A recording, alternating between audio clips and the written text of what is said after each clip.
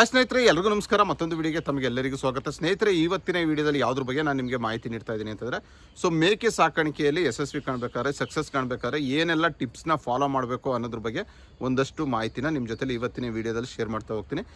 ನಮ್ಮ subscribers almost ಕಮೆಂಟ್ಗಳಲ್ಲಿ sir ಮೇಕೆ ಸಾಕಾಣಿಕೆಯ ಬಗ್ಗೆ ಒಂದಷ್ಟು ವಿಡಿಯೋ ಮಾಡಿ ಅಂತ ಕೇಳ್ಕೊಂಡಿದ್ರು. ಈ ವಿಡಿಯೋದಲ್ಲಿ ಸಂಪೂರ್ಣವಾಗಿ ನಾನು ಎಲ್ಲನೂ ತಿಳಿಸೋಕ್ಕಾಗಲ್ಲ. ನನ್ನ ಹಿಂದಿನ ವಿಡಿಯೋಗಳಲ್ಲಿ ಮೇವಿನ ನಿರ್ವಹಣೆ, ರೋಗ ನಿರ್ವಹಣೆ, ವ್ಯಾಕ್ಸಿನೇಷನ್ನು ಎಲ್ಲದ್ರ ಬಗ್ಗೆ ತಿಳಿಸಿದ್ರು ಕೂಡ ನಾನು ಒಂದಷ್ಟು ಕಲಿತಂಥ ಪಾಠನ ನಿಮ್ಮ ಜೊತೆಲಿ ಈ ವಿಡಿಯೋದಲ್ಲಿ ಶೇರ್ ಮಾಡ್ತಾ ಹೋಗ್ತೀನಿ ಸ್ನೇಹಿತರೆ. ಫಸ್ಟ್ನೇದು ನನ್ನ ಅಡ್ವೈಸ್ ಎಲ್ರಿಗೂ ಕೂಡ ನಾನು ತಿಳಿಸೋದು ಏನಂತಂದರೆ, ಒಂದೇ ಸರಿ ನಿಮ್ಮ ಕೆಲಸನ ಬಿಟ್ಟು 20 ಲಕ್ಷ 30 ಲಕ್ಷ ಇನ್ವೆಸ್ಟ್ಮೆಂಟ್ ಮಾಡಿ ಮೇಕೆ ಸಾಕಾಣಿಕೆ ಅಥವಾ ಕುರಿ ಸಾಕಾಣಿಕೆ ಮಾಡಬೇಡಿ. ಇದು ನನ್ನ ಫಸ್ಟ್ ಅಡ್ವೈಸು.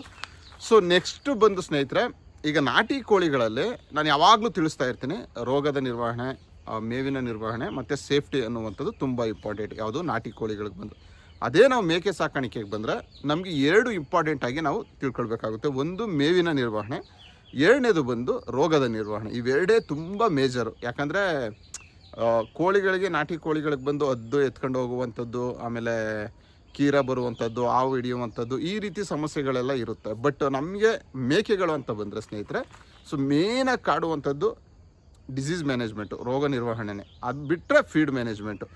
ಮೇಕೆಗೂ ಕುರಿಗೂ ತುಂಬ ಡಿಫ್ರೆಂಟ್ ಇರುತ್ತೆ.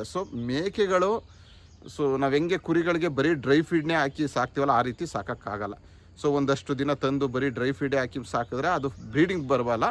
ನೀವು ಬೇಕಾದ್ರೆ ಫ್ಯಾಟ್ನಿಂಗ್ ಅಂತ ಏನು ಕರಿತೀರಲ್ಲ, ಅದು ಆ ಪರ್ಪಸ್ಗೆ ಯೂಸ್ ಆಗುತ್ತೆ. ನೀವೇನಾದ್ರು ಬ್ರೀಡಿಂಗ್ ಪರ್ಪಸ್ ಬರಬೇಕು ಮೇಕೆ ಸಾಕಾಣಿಕೆಯಲ್ಲಿ ಅಂತಂದರೆ ಸ್ನೇಹಿತರೆ, ನೀವು ಹಸಿ ಮೇವನ್ನ ಬೆಳೆಸ್ಕೊಳ್ಳೇಬೇಕಾಗುತ್ತೆ. ನಾನು ಆಲ್ರೆಡಿ ತುಂಬ ವೀಡಿಯೋಗಳು ಮಾಡಿದ್ದೀನಿ ಮೇವಿನ ನಿರ್ವಹಣೆಯಲ್ಲಿ. ನಿಮಗೆ ಇವತ್ತು ಒಂದಷ್ಟು ಯಾವ ರೀತಿ ಮೇವುಗಳನ್ನ ಹಾಕೋಬಾರ್ದು, ನೀವು ಅದನ್ನು ಯೂಸ್ ಮಾಡಬಾರ್ದು ಅನ್ನೋದನ್ನು ತಿಳಿಸ್ತೀನಿ. ಮೇನ್ ಪ್ರಾಬ್ಲಮ್ ಬಂದು ಸ್ನೇಹಿತರೆ ಮಾರ್ಟಾಲಿಟಿ. ಒಂದು ವಿಡಿಯೋ ತೋರಿಸ್ತಾ ಇದ್ದೀನಿ ನೋಡಿ. ನಾವು ನಾಟಿ ಕೋಳಿ ಸಾಕಾಣಿಕೆ ಮಾಡೋದಾಗಲಿ, ಮೇಕೆ ಸಾಕಾಣಿಕೆ ಮಾಡೋದಾಗಲಿ, ಮೇನ್ ಪ್ರಾಬ್ಲಮ್ ಬರುವಂಥದ್ದೇ ಸಾವು, ಮಾರ್ಟಾಲಿಟಿ. ಅದೇ ನಾಟಿ ಕೋಳಿ ಮರಿ ಸತ್ತೋದ್ರೆ ಸಣ್ಣದಾಗಿರುತ್ತೆ, ಒಂದು ಕಡೆ ಗುಂಡಿ ತೆಗೆದು ಊತಾಕ್ಬಿಡ್ತೀವಿ. ಬಟ್ ಮೇಕೆ ಮರಿಗಳು ದೊಡ್ಡದಾಗಿರುತ್ತೆ. ಆಮೇಲೆ 2 ತಿಂಗಳು 3 ತಿಂಗಳು 5 ತಿಂಗಳು, ಇವನ್ ಒಂದೊಂದು ಟೈಮಲ್ಲಿ ದೊಡ್ಡ ಮರಿ 1 ವರ್ಷ 2 ವರ್ಷ ಮರಿಗಳೇ ಮೇಕೆ ಮರಿಗಳು ಸತ್ತೋಗ್ತವೆ. ಇದನ್ನು ನಾವು ಅರ್ಥ ಮಾಡ್ಕೋಬೇಕು. ಏನಕ್ಕೆ ಇದು ಸಾಯ್ತು, ಏನು ಪ್ರಾಬ್ಲಮ್ಮು, ಏನು ಮೇವು ಕೊಟ್ಟೆ ನಾನು ಇದಕ್ಕೆ, ಏನೆಲ್ಲ ಪ್ರಾಬ್ಲಮ್ ಆಯಿತು ಅನ್ನುವಂಥದ್ದನ್ನು ಅರ್ಥ ಮಾಡ್ಕೊಳ್ಬೇಕು. ನನಗೆ ಫೀಲ್ ಆಗಿದ್ದು, ಈ ಮೇಕೆ ಸಾಕಾಣಿಕೆ ಸಾಕಪ್ಪ ಬಿಟ್ಬಿಡೋಣ ಅಂತ ಫೀಲ್ ಆಗಿದ್ದು ಆ ಟೈಮಲ್ಲೇ. ತುಂಬ ಮರಿಗಳು ಸಾಯುತ್ತೆ, ದೊಡ್ಡವು ಕೂಡ. ಆಮೇಲೆ ಒಂದೊಂದು ಸರಿ ಉಚ್ಕೊಳ್ಳುತ್ತೆ, ಡಿಸೆಂಟ್ರಿ ಆಗುತ್ತೆ, ಮೇವೆ ತಿನ್ನಲ್ಲ, ಒಂದು ಕಡೆ ಮೂಲೆಯಲ್ಲಿ ನಿಂತಿರುತ್ತೆ. ಈ ರೀತಿ ಪ್ರಾಬ್ಲಮ್ಗಳೆಲ್ಲ ನೋಡಿದಾಗ ಸಾಕಪ್ಪ ಇದನ್ನು ನಿಲ್ಲಿಸ್ಬೋಣ, ಏನಕ್ಕೆ ಇಷ್ಟೊಂದು ಸತ್ತೋಗುತ್ತೆ ಮರಿಗಳು ಅಂತ ಅನಿಸುತ್ತೆ. ನೆಕ್ಸ್ಟು ಅದು ಏನಕ್ಕೆ ಸಾಯುತ್ತೆ ಅನ್ನುವಂಥದ್ದನ್ನೆಲ್ಲ ತಿಳ್ಕೊಂಡು ಇದನ್ನು ಬಿಡಬಾರ್ದು. ಏನೇ ಇದ್ರೂ ಒಬ್ಬ ಲೇಬರ್, ನಮ್ಮ ಕೈಲಿ ಆಯ್ತಾ ಇಲ್ಲ ಅಂದರೆ ಒಬ್ಬ ಲೇಬರ್ನಾದರೂ ಇಟ್ಟು ಮಾಡೋಣ. ಇದನ್ನು ನಾವು ಸ್ಟಾಪ್ ಮಾಡೋದು ಬೇಡ ಅಂದ್ಕೊಂಡು ಏನಕ್ಕೆ ಸಾಯುತ್ತೆ ಇವು ಅಂತ ಒಂದು ಲಿಸ್ಟ್ ಔಟ್ ಮಾಡ್ತಾ ಬಂದಿದ್ದಾಗ ಸ್ನೇಹಿತರೆ, ಫಸ್ಟು ಫೀಡೇನೆ. ನಾವು ಕೊಡುವಂಥ ಫೀಡಲ್ಲಿ ಹೆಂಗಿರಬೇಕು ಅಂತಂದರೆ ಸ್ನೇಹಿತರೆ, ಡ್ರೈ ಫೀಡು ಇರಬೇಕು, ಹಸಿಮೇವು ಇರಬೇಕು, ಕಾನ್ಸಂಟ್ರೇಟೆಡ್ ಫೀಡ್ ಇರಬೇಕು. ನಾವು ಎಷ್ಟು ಚೆನ್ನಾಗಿ ಫೀಡನ್ನ ಕೊಡ್ತೀವಿ ಅಷ್ಟು ಅದು ಹೆಲ್ತಿಯಾಗಿರುತ್ತೆ, ಸೇಮ್ ನಮ್ಮ ಥರನೇ. ನಾವು ಎಷ್ಟು ಒಳ್ಳೆ ಫೀಡನ್ನ ಕೊಡ್ತೀವಿ ಅಷ್ಟು ಒಳ್ಳೆಯದಾಗಿ, ಅಷ್ಟು ಚೆನ್ನಾಗಿ ಮೇಕೆಗಳಿರುತ್ತೆ. ಸೆಕೆಂಡು, ಯಾವುದೆಲ್ಲ ಮೇವುಗಳನ್ನ ಕೊಡಬಾರ್ದು, ಹಸಿ ಮೇವುಗಳನ್ನ. ತೆನೆ ಆಗಿರೋ ಮೇವುಗಳಿಗೆ ಮಲ್ಬೆರಿಗಳನ್ನ ಕೊಡಬಾರ್ದು. ಮಲ್ಬೆರಿ ಏನು ರೇಷ್ಮೆ ಇದೆಯಲ್ಲ ಅದನ್ನು ಕೊಡಬಾರ್ದು. ಆಮೇಲೆ ನನ್ನ ಒಂದು ಎಕ್ಸ್ಪೀರಿಯೆನ್ಸಲ್ಲಿ ನಾನು ನಿಮ್ಗೆ ತಿಳಿಸೋದು ಏನಂತಂದರೆ, ಆದಷ್ಟು ದ್ವಿದಳ ಲೆಗ್ಯುಮಿನೇಸಿ ಪ್ಲಾಂಟ್ಸ್ಗಳನ್ನೇ ಬೆಳೆಸ್ಕೊಳ್ಳಿ. ಫಸ್ಟು ನಾನು ಇಲ್ಲೆಲ್ಲ ರೇಷ್ಮೆ ಹಾಕೊಂಡಿದ್ದೆ, ಈಗಲೂ ರೇಷ್ಮೆ ಇದೆ. ರೇಷ್ಮೆನ ನಾವು ಬಂದು ಸ್ನೇಹಿತರೆ ಈ ಗಂಡು ಮರಿಗಳಿಗೆ ಕೊಡ್ಬೋದು, ವಾತ ಮೇಲೆ ಏನು ಕರಿತೀವಲ್ಲ ಅದಕ್ಕೆ ಕೊಡ್ಬೋದು ರೇಷ್ಮೆನ. ಬಟ್ ಹೆಣ್ಣು ಮರಿಗಳಿಗೆ ಆದಷ್ಟು ರೇಷ್ಮೆನ ಕಡಿಮೆ ಮಾಡಬೇಕಾಗುತ್ತೆ. ಈ ರೇಷ್ಮೆ ಅನ್ನುವಂಥದ್ದು ಹೈಲಿ ಪ್ರೋಟೀನೇನೆ. ಒಂದು ಏನು ಮಾಡುತ್ತೆ, ಮೇಕೆಗಳು ಬೇಗ ತೂಕ ಬರೋ ಥರ ಮಾಡುತ್ತೆ ಗಂಡು ಮೇಕೆಗಳಿಗೆ. ಇಲ್ಲಿ ಎರಡನೇದು ಏನು ಮಾಡುತ್ತೆ, ಸಾಯಿಲಲ್ಲಿ ತುಂಬ ಫರ್ಟಿಲೈಸರ್ಸ್ ಮೀನ್ಸ್ ತುಂಬ ಪೌಷ್ಟಿಕಾಂಶನ ಅಬ್ಸರ್ವ್ ಮಾಡುತ್ತೆ, ಯಾವುದು ರೇಷ್ಮೆ. ಅದ್ರ ಬದಲಾಗಿ ನಾವು ಅಗಸೆ ಇಲ್ಲ ಸುಬಬುಲ್ ಹಾಕೊಳ್ಬೋದು. ಗಂಡು ಮರಿಗಳಿಗೆ ನೀವು ರೇಷ್ಮೆನ ಕೊಡಿ, ಹೆಣ್ಣು ಮರಿಗಳಿಗೆ ಆದಷ್ಟು ರೇಷ್ಮೆ ಕೊಡೋದನ್ನು ತಪ್ಪಿಸಿ. ಇದನ್ನೆಲ್ಲ ಹೆಂಗೆ ಕಲ್ತ್ಕೊಂಡು ಬಂದೆ ಅಂತಂದರೆ ಎಕ್ಸ್ಪೀರಿಯೆನ್ಸೇ. ಯಾರೇ ಏನೇ ಹೇಳಿದ್ರು ಕೂಡ ನಾವು ಆ ಫೀಲ್ಡಿಗೆ ಬಂದಾಗ ನಮ್ಗೆ ಎಕ್ಸ್ಪೀರಿಯೆನ್ಸ್ ಆದರೆ ಅದು ಅರ್ಥ ಆಗುವಂಥದ್ದು. ಆಮೇಲೆ ಇಲ್ಲಿ ಮೇಕೆಗಳಿಲ್ಲ, ಕೋಳಿ ನಮ್ಮ ಮನೆ ಹತ್ರ ಮೇಕೆಗಳಿರುವಂಥದ್ದು ವೀಡಿಯೋದಲ್ಲಿ ತೋರಿಸ್ತಾ ಇದ್ದೀನಲ್ಲ, ಅಲ್ಲಿ ವೀಡಿಯೋ ಮಾಡೋಕ್ಕೆ ಆಗಲ್ಲ. ಮನೆ ಹತ್ರ ನಮ್ಮ ಮನೆ ಪಕ್ಕ ಒಂದು ದೊಡ್ಡ ಸ್ಕೂಲ್ ಇದೆ. ಅಲ್ಲಿ ಎನಿ ಟೈಮ್ ಬೆಳಿಗ್ಗೆ 8 ಗಂಟೆಗೆ ಸ್ಟಾರ್ಟ್ ಆಯಿತು ಅಂದರೆ ಒಂದು 3000 ಜನ ಇದ್ದಾರೆ ಏನೋ ಸ್ಟೂಡೆಂಟ್ಸು. ಕಾರ್ಗಳು, ವ್ಯಾನು, ಸ್ಕೂಲ್ ವ್ಯಾನ್ಗಳು ಸ್ಟಾರ್ಟು 8 ಗಂಟೆ ಆಯಿತು ಅಂತಂದರೆ ಹಾರನ್ನು, ಧೂಳು, ಸಿಕ್ಕಾಬಟ್ಟೆ ಅಲ್ಲಿ ವೀಡಿಯೋ ಮಾಡೋಕ್ಕೆ ಆಗಲ್ಲ, ಅಷ್ಟು ಡಿಸ್ಟರ್ಬೆನ್ಸ್ ಇರುತ್ತೆ. ಅದಕ್ಕೆ ಇಲ್ಲಿ ತೋಟ ಅಲ್ವ ನಮ್ಮ ಕೋಳಿ ಫಾರ್ಮ್ ಇರೋ ಕಡೆ, ಅದಕ್ಕೆ ಇಲ್ಲಿ ಮಾಡ್ತಾ ಇರುವಂಥದ್ದು. ವೀಡಿಯೋ ನಾನು ಸಾಕಿರೋ ಮೇಕೆಗಳದ್ದು ವೀಡಿಯೋ ಮಧ್ಯೆ ತೋರಿಸ್ತಾ ಇದ್ದೀನಿ. ಅರ್ಥ ಆಯ್ತಲ್ಲ. ನೀವು ಒಂದಷ್ಟು ಮೇವುಗಳನ್ನ ಹೆಣ್ಮರಿಗಳಿಗೆ ಕೊಡಬಾರ್ದು. ಸೊ ಅದನ್ನು ನೋಟ್ ಮಾಡ್ಕೋಬೇಕು, ಯಾವುದನ್ನು ಕೊಡಬೇಕು ಯಾವುದನ್ನು ಕೊಡಬಾರ್ದು ಅನ್ನೋದೇ ಗೊತ್ತಿರಲ್ಲ.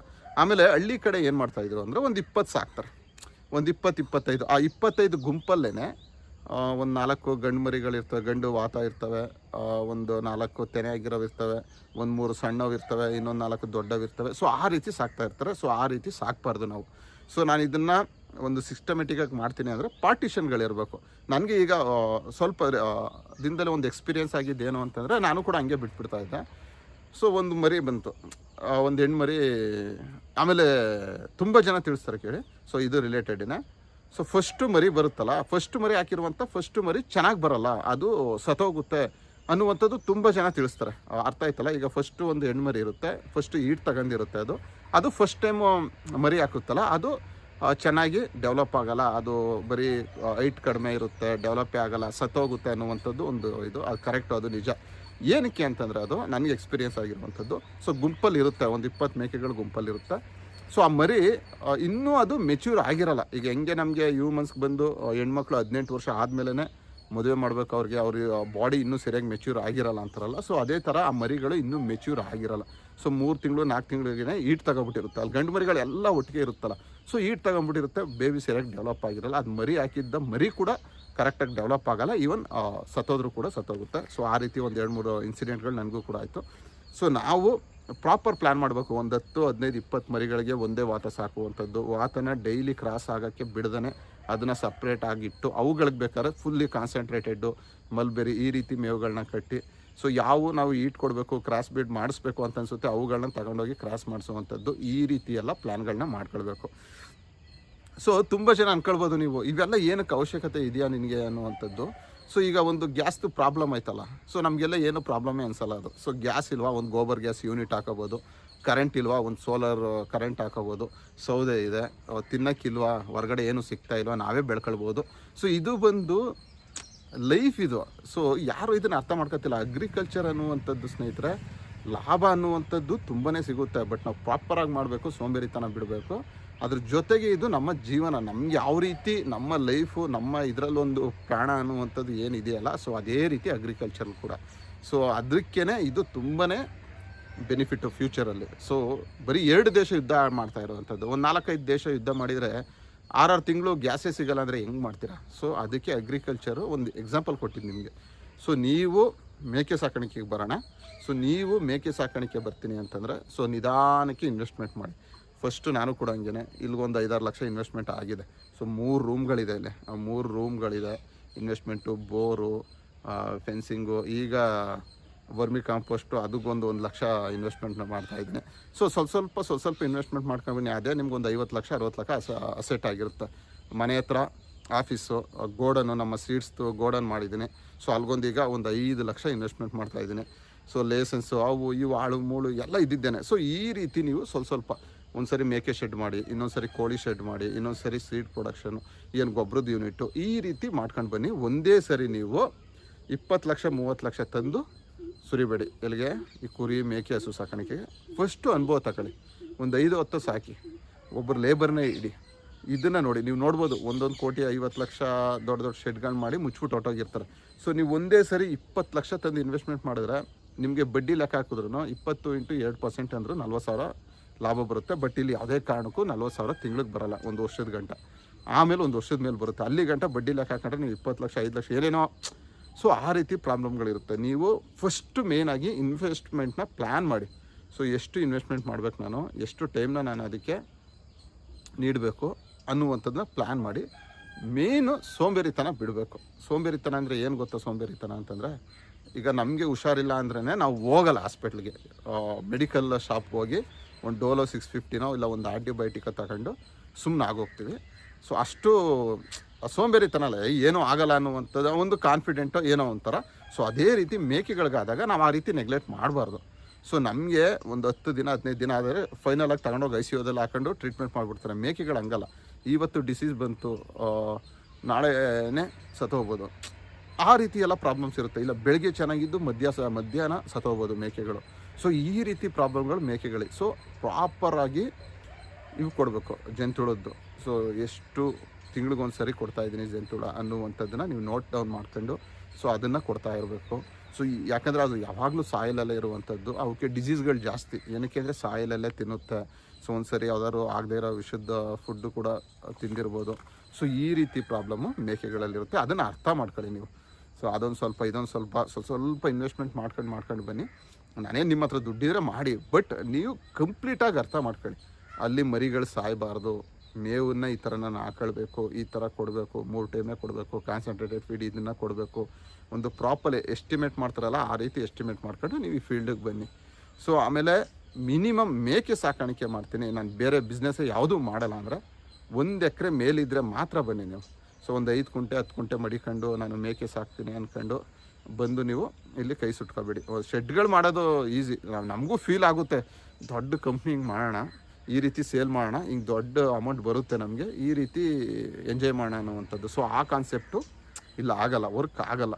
ಸೊ ಯಾಕಂದರೆ ಪ್ರತಿಯೊಂದು ಮಿಷಿನರಿಗಳಿಗೆ ಲೈಫ್ ಇರೋಲ್ಲ, ಯಾವುದಕ್ಕೂ ಇವಕ್ಕೆ ಲೈಫ್ ಇರುವಂಥದ್ದು. ಸೊ ಬೆಳಗ್ಗೆ ಚೆನ್ನಾಗಿರುತ್ತೆ, ಮಧ್ಯಾಹ್ನ ಸತ್ತೋದ್ರೂ ಕೂಡ ಸತ್ತೋಗ್ಬೋದು. ಸೊ ಇದನ್ನೆಲ್ಲ ಅರ್ಥ ಮಾಡ್ಕೊಳ್ಳಿ. ನನ್ನ ಕೇಳ್ತೀರಾ ಸರ್ ಮೇಕೆಗಳು ನೀವು ಎಷ್ಟು ಸಾಕಿದ್ದೀರಾ ಏನು ಅಂತ. ನಾನು ಸುಮ್ಮನೆ ದುಡ್ಡೈತೆ ಅಂದ್ಬಿಟ್ಟು ನಮ್ಮದು ಇಲ್ಲೇ ಪಕ್ಕದಲ್ಲಿ ಕಿರ್ಗೋಲ್ಸ್ ಅಂತ ಅನ್ನುವಂಥದ್ದು ನಡೆಯುವಂಥದ್ದು 3,000-4,000 ಮರಿಗಳು ತಂದಿದ್ದೀನಿ. ಅಲ್ಲಿ ಒಂದು 40,000 ತಗೋದ್ರೆ ಒಂದು 1 ಲಕ್ಷ ತಗೋದ್ರೆ ಒಂದು 20-25 ಮರಿ ಇಟ್ಕೊಬಂದ್ಬಿಡ್ಬೋದು ನಾನು ಒಂದೇ ಸರಿ. ಆದರೆ ಅದನ್ನು ಅರ್ಥ ಮಾಡ್ಕೊಂಡು ಆಮೇಲೆ ತಗೊಂಡು ಬರಬೇಕು. ಸೊ ಈಗಲೂ ಯಾವಾಗಲೂ ಒಂದು 10, 5, 15 ಈ ಥರ. ಸೊ ಯಾವಾಗಲಾದ್ರು ಮಾರಬೇಕು, ಅದು ಸ್ವಲ್ಪ ಒಂದೊಂದು ವಾತ ಅಂತೀವಲ್ಲ ಅದು ಸ್ವಲ್ಪ ಸ್ಟ್ರಾಂಗ್ ಆಗಿದೆ, ಸುಮ್ಮನೆ ಏನೋ ಒಂದು ಡಿಸ್ಟರ್ಬೆನ್ಸ್ ಮಾಡ್ತೈತೆ ಅಂದಾಗ ಮಾರ್ಬಿಡೋದು. ಸೊ ದುಡ್ಡಿಗೆ ಪ್ರಾಬ್ಲಮ್ ಇಲ್ಲ. ಸೊ ನೀವು ಮೇಕೆ, ಕುರಿ, ಹಸು ಇವೆಲ್ಲ ಇತ್ತು ಅಂತಂದರೆ ಸೊ ನೆಕ್ಸ್ಟು ನಮ್ಮ ಮಕ್ಕಳಿಗೂ ಕೂಡ ಇದ್ರ ಬಗ್ಗೆ ತಿಳಿಸ್ಕೊಡ್ಬೋದು. ಸೊ ಸೌದೆ ಒಲೆ, ಸೊ ನೀವು ಸೌದೆ ಒಲೆ ಒಂದು ಎಕ್ಸ್ಪೀರಿಯೆನ್ಸ್ ಆಗಬೇಕು ಅಂತಂದರೆ ಈ ರೀತಿ ಫಾರ್ಮ್ ಲ್ಯಾಂಡ್ಗಳು ಇರಲೇಬೇಕು. ಸೊ ಈ ರೀತಿ ಎಲ್ಲ ಪ್ಲ್ಯಾನ್ ಮಾಡ್ಕೊಂಡು ಬನ್ನಿ ಸ್ನೇಹಿತರೆ. ಸೊ ಪ್ರತಿಯೊಂದರಲ್ಲೂ ಲಾಭ ಇದೆ, ಪ್ರತಿಯೊಂದರಲ್ಲೂ ಕೂಡ ಕಷ್ಟವೂ ಇದೆ. ಸೊ ಮೇವುಗಳನ್ನ ಯಾವ್ದು ಬೆಳೆಸ್ಕೋಬೇಕು, ಯಾವ್ದು ಬೆಳೆಸ್ಕೋಬಾರ್ದು, ಯಾವುದನ್ನ ಮೇವನ್ನ ಯಾವುದಕ್ಕೆ ಕೊಡಬೇಕು, ಯಾವುದಕ್ಕೆ ಕೊಡಬಾರ್ದು ಅನ್ನೋದನ್ನು ಫಸ್ಟು ಲಿಸ್ಟ್ ಮಾಡಿ. ಇವು ನೆಕ್ಸ್ಟು ಮೆಡಿಸಿನ್ಸು ಯಾವುದನ್ನು ಯಾವ ಟೈಮಿಗೆ ಕೊಡಬೇಕು, ಯಾವ ಮಂತಲ್ಲಿ ಯಾವ ಮೆಡಿಸಿನ್ ಕೊಡಬೇಕು, ಡಿವರ್ಮಿಂಗ್ ಯಾವಾಗ ಮಾಡಬೇಕು ಅನ್ನುವಂಥದ್ದನ್ನು ತಿಳ್ಕೊಳ್ಳಿ. ಇನ್ನೂ ನೆಕ್ಸ್ಟು ಪಾರ್ಟಿಷನ್ನು. ಸೊ ವಾತ ಎಷ್ಟು ಮರಿಗಳಿಗೆ ಎಷ್ಟು ವಾತ ಇರಬೇಕು, ಮೀನ್ಸ್ ಬ್ರೀಡಿಂಗ್ಗೆ ಮರಿಗಳಿಗೆ ಯಾವ ಟೈಮಲ್ಲಿ ನಾವು ಕ್ರಾಸ್ ಮಾಡಿಸ್ಬೇಕು, ಎಷ್ಟು ತಿಂಗಳಾದಮೇಲೆ ಅದು ಮೆಚ್ಯೂರ್ ಆಗಿರುತ್ತೆ, ಅದ್ರ ಗರ್ಭಕೋಶ ಎಲ್ಲ ಚೆನ್ನಾಗಿ ಮೆಚ್ಯೂರ್ ಆಗಿರುತ್ತೆ ಅನ್ನೋದನ್ನು ಇವೆಲ್ಲ ತಿಳ್ಕೊಂಡು ನೀವು ಒಂದು 5ರಿಂದ ಸ್ಟಾರ್ಟ್ ಮಾಡಿ, ಒಂದು 10ರಿಂದ ಸ್ಟಾರ್ಟ್ ಮಾಡಿ. 10 ಜಾಸ್ತಿನೇ, ಒಂದು 5ರಿಂದ ಸ್ಟಾರ್ಟ್ ಮಾಡಿ, ಒಂದು 4 ಹೆಣ್ಣು 1 ಗಂಡು ಈ ರೀತಿ ಸ್ಟಾರ್ಟ್ ಮಾಡಿ. ನಿಮಗೆ ಕಂಪ್ಲೀಟಾಗಿ 1 ವರ್ಷ 2 ವರ್ಷ ಮುಗಿಯೋಷ್ಟರಲ್ಲಿ ನೀವೇ ನನಗೆ ಹೇಳ್ಕೊಡ್ತೀರ, ಆ ರೀತಿ ಆಗ್ಬಿಡುತ್ತೆ, ಆ ರೀತಿ ಗೊತ್ತಾಗುತ್ತೆ. ಸೊ ಒಂದೊಂದು ಟೈಮಲ್ಲಿ ಮರಿ ಹಾಕಿರುತ್ತೆ, ಆಲೆ ಬರ್ತಾ ಇರಲ್ಲ. ಸೊ ಈ ರೀತಿ ಎಕ್ಸ್ಪೀರಿಯೆನ್ಸ್ಗಳು ತುಂಬ ಆಗಿದೆ. ಸೊ ಆ ಟೈಮಲ್ಲಿ ಏನು ಮಾಡಬೇಕು, ಆಮೇಲೆ ಉರುಳಿ ಕೊಡಬೇಕು. ಈ ರೀತಿ ಎಲ್ಲ ನಾವು ಏನೇ ವಿಡಿಯೋ ನೋಡಿದ್ರೂ, ಯಾರೇ ಹೋಗಿ ನೀವು ಎಲ್ಲೋ ಟ್ರೈನಿಂಗ್ ತಗೊಂಡ್ರೂ ಕೂಡ ನಿಮ್ಗೆ ಎಕ್ಸ್ಪೀರಿಯೆನ್ಸ್ ಆದ್ರೇ ಗೊತ್ತಾಗೋದು. ಸೊ ಒಂದು 5ರಿಂದ ಸ್ಟಾರ್ಟ್ ಮಾಡಿ, ಹೋಗ್ತಾ ಶೆಡ್ಡು ಅಷ್ಟೇ. ಈಗ ನಿಧಾನ ಕನ್ಸ್ಟ್ರಕ್ಷನ್ ಮಾಡ್ಕೊಂಡು ಹೋಗಿ ಸಿಂಪಲಾಗಿ, ಆಮೇಲೆ ಬೇರೆ ವ್ಯವಹಾರ ಮಾಡಿ. ಈಗ ನಾವು ಇಷ್ಟೆಲ್ಲ ಮಾಡ್ತಾಯಿದ್ದೀವಿ ಅಂತಂದರೆ ಬಿಸ್ನೆಸ್ ಇರೋದಕ್ಕೆ. ಸೊ ನಾವೆಲ್ಲೋ ಹೋಗಿ ಜಾಬ್ ಮಾಡ್ಕೊಂಡಿದ್ರೆ ಆ ಜಾಬ್ಗೆ ಫಿಕ್ಸ್ ಆಗೋಗ್ತಿದ್ವಿ. So seed production, seed sales, ಮತ್ತು ಫರ್ಟಿಲೈಸರ್ಸು ಪ್ರೊಡಕ್ಷನ್ನು, ತೆಂಗಿನ ತೋಟ, ಸರ್ವೆ ತೋಟಗಳು, ಕನ್ಸ್ಟ್ರಕ್ಷನ್ ಬಿಸ್ನೆಸ್ಸು, ಮಿಷಿನರೀಸು ಇವೆಲ್ಲ ಮಾಡ್ತಾಯಿದ್ದೀವಿ ಅಂತಂದರೆ ತುಂಬ ಜನ ಅನ್ಕೋಬೋದು ಎಲ್ಲೋ ಹೋಗಿ ಒಂದು ಕಡೆ ನಾನು ಜಾಬ್ ಮಾಡ್ಕೊಂಡಿದ್ದಿದ್ರೆ MSc ಮುಗಿಸಿ ನಾನು ಇದು ಯಾವ ಮಾಡೋಕ್ಕಾಗ್ತಾ ಇರಲಿಲ್ಲ. ಸೊ ನಮ್ಮ ಬ್ರದರು ನಾವು ಇಬ್ಬರೇ. ಸೊ ಈ ರೀತಿ ಎಲ್ಲ ಮಾಡ್ಕೊಂಡು ಹೋಗಿ. ನಾನು ಹೇಳುವಂಥದ್ದು ಇಷ್ಟೇ, ಖಂಡಿತವಾಗ್ಲೂ ಈ ಯುಗಾದಿ ಮುಗಿದ ಮೇಲೆ ತಿಂಗಳಲ್ಲಿ ಒಂದು ದಿನ ನಾನು ತುಂಬ ವೀಡಿಯೋಗಳಲ್ಲಿ ನಾನು ತುಂಬ ಜನ ಕಾಲ್ ಮಾಡಿದಂಥವ್ರು ನಿಮ್ಮ ಫಾರ್ಮಿಗೆ ಬರಬೇಕು, ಆ ಮೇವುಗಳನ್ನ ನಾವು ಕಣ್ಣಾರೆ ನೋಡಬೇಕು, ಬೇಲಿ ಮೆಂತೆ, ಕುದುರೆ ಮೆಂತೆ ಎಲ್ಲ ಅಂತಾರೆ. ನಾನು ಇನ್ನೂ ಕಲಿತಾ ಇದ್ದೀನಿ. ಸೊ ನಿಮ್ಗೆ ಹೇಳೋದೇನು, ಸೊ ಈ ಪ್ಲ್ಯಾಂಟ್ ಏನಕ್ಕೆ ಈ ರೀತಿ ಫ್ರೂಟ್ಸ್ ಬಿಡ್ತಾ ಇದೆ, ಈ ಮೇವಿನಲ್ಲಿ ಎಷ್ಟು ಪೌಷ್ಟಿಕಾಂಶ ಇದೆ, ಈ ಮೇವು ಎಷ್ಟು ವರ್ಷ ಬರುತ್ತೆ. ಆಮೇಲೆ ನಾವು ಮೇವುಗಳಲ್ಲಿ ಒಂದು 30-40 ಥರ ಇದೆ. ಎಲ್ಲನೂ ಸೇಲ್ ಮಾಡೋಕ್ಕೂ ಹೋಗಲ್ಲ ನಾನು ಮೇವೊಂದು. ಏನಕ್ಕೆ ಅಂದರೆ ನಾನು ಯಾವುದು ಬೆಳೆದು ಇದೆಷ್ಟು ವರ್ಷ ಬರುತ್ತೆ ಮೇವು, ಇದನ್ನು ಎಷ್ಟು ಟೈಮ್ ನಾವು ಕಟಾವು ಮಾಡಬಾರ್ದು, ಖಂಡಿತವಾಗ್ಲೂ ಈಗ ಇದು 2-3 ವರ್ಷ ಬರುತ್ತಾ, ಇದು ವರ್ತಾ ಈ ಮೇವು ಅನ್ನುವಂಥದ್ದನ್ನು ನಾನು ಸ್ಟಡಿ ಮಾಡಿನೇ ನಿಮಗೆ ಸೇಲ್ ಮಾಡುವಂಥದ್ದು. ನನ್ನ ಇಂಟೆನ್ಷನಲ್ಲಿ ಮೇಯ್ನಾಗಿ ಅಗಸೆ, ಬೇಲಿ ಮೆಂತೆ, ಸೂಪರ್ ನೆಫಿಯರ್ ಇವು 3ರಿಂದ ಸ್ಟಾರ್ಟ್ ಮಾಡಿ. ನೆಕ್ಸ್ಟು ಹೋಗ್ತಾ ಮಲ್ಬೆರಿ, ಕುದುರೆ ಮೆಂತೆ, ಸುಬಾಬುಲ್ಲು, ಛಾಯಾಮಾನಸ, ತುಂಬ ಮೇವುಗಳಿದೆ, ಅವೆಲ್ಲ ಮಾಡಾರಂತ. ಸ್ಟಾರ್ಟಿಂಗು ಒಂದು 3 ಮೇವುಗಳನ್ನು ಹಾಕೊಳ್ಳೋದ ಮುಖಾಂತರ ಸ್ಟಾರ್ಟ್ ಮಾಡಿ. ಸೊ ನಿಧಾನಕ್ಕೆ ಮಾಡಿ. ಏನಾದರೂ ನಿಮಗೆ ಮಾಹಿತಿ ಬೇಕು ಯಾವುದ್ರ ಬಗ್ಗೆ ಆದರೂ ಅನ್ನಂಗಿದ್ರೆ ಕಮೆಂಟ್ಗಳಲ್ಲಿ ಕಮೆಂಟ್ ಮಾಡಿ, ಖಂಡಿತವಾಗ್ಲೂ ಅದ್ರ ಬಗ್ಗೆ ವೀಡಿಯೋ ಮಾಡೋಣ ಸ್ನೇಹಿತರೆ. ಸೊ ಮುಂದಿನ ವೀಡಿಯೋದಲ್ಲಿ ಇದೇ ರೀತಿ ಮತ್ತೊಂದು ಅಗ್ರಿಕಲ್ಚರ್ ರಿಲೇಟೆಡ್ ವಿಡಿಯೋದೊಂದಿಗೆ ನಾನು ನಿಮ್ಮನ್ನ ಭೇಟಿ ಆಗ್ತೀನಿ. ಅಲ್ಲಿವರೆಗೂ ಥ್ಯಾಂಕ್ ಯು, ಬಾಯ್ ಬಾಯ್.